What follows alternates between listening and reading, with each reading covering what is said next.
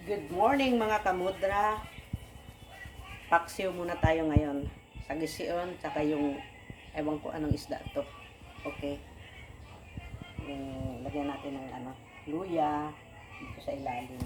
Ayan, tapos yan. Yan. Pag ako naglalagay ng isda pa ganyan.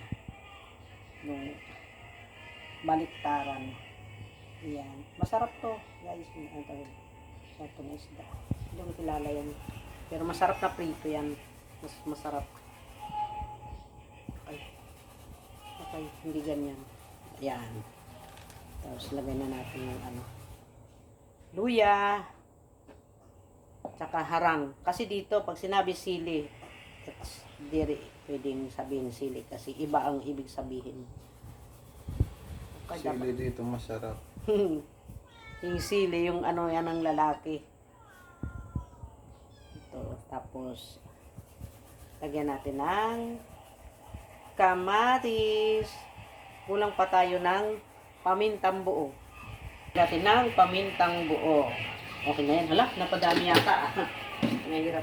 Tapos ito yung ganito lang karami yung aking suka na may asin.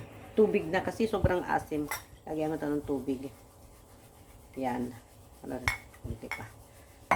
Kasi kailangan tinutunaw, tinitimplahan muna. Para alam mo na agad yung lasa. Diba? Tikman ko lang. Kulang pa. Kukuha ako ng asin. Asin. Yan. Parang kunti ata yung tubig. Lagyan natin ng tubig. Kunti. Yan.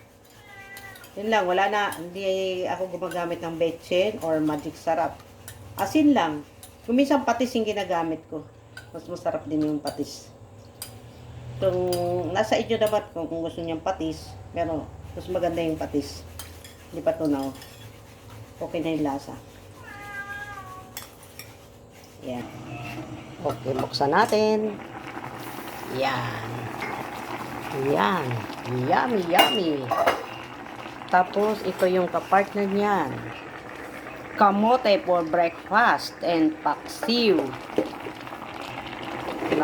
Yan. Wow, yummy. Mga na lang, konti na lang. Hinaan natin yung apoy. Hinaan natin yung apoy. Tapos, yun.